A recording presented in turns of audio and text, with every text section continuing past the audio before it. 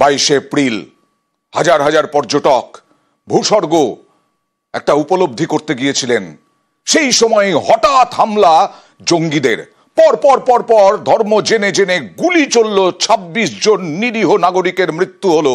আর আজকে বিস্ফোরক অভিযোগ কংগ্রেস সাংসদ মল্লিকার্জুন খার্গে। 3 দিন আগে নাকি রিপোর্ট গেছে প্রধানমন্ত্রীর কাছে, প্রধানমন্ত্রী আমলই দেননি, এরকমটাই অভিযোগ করছেন তিনি।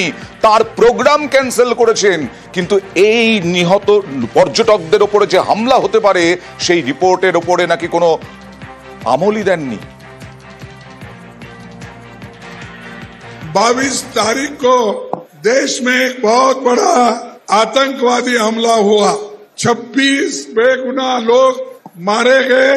हमले के 3 दिन पहले ही वहां इंटेलिजेंस रिपोर्ट मोदी जी को भेजा था, उसीलिए मोदी जी ने कश्मीर जाने का प्रोग्राम कैंसल किया था।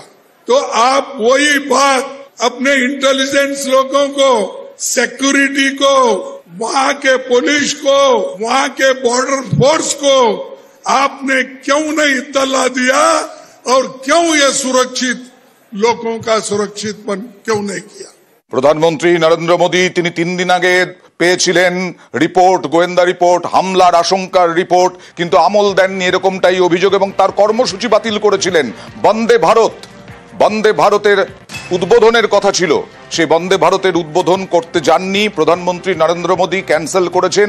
এটাকেই কংগ্রেস বলছে যে তার এই রিপোর্ট পেয়ে তিনি তার বন্দে ভারত উদ্বোধনের কর্মসূচি ক্যান্সেল করলেন, কিন্তু হামলার আশঙ্কা যে রয়েছে সেক্ষেত্রে সিকিউরিটি বাড়ানো, নিরাপত্তা বাড়ানো, এই ব্যাপারগুলিকে আমল দেননি প্রধানমন্ত্রী নরেন্দ্র মোদী। এমনটাই অভিযোগ করলেন মল্লিকার্জুন খার্গে। গোয়েন্দা ব্যর্থতা নিয়ে এর আগেও অভিযোগ উঠেছে বারবার,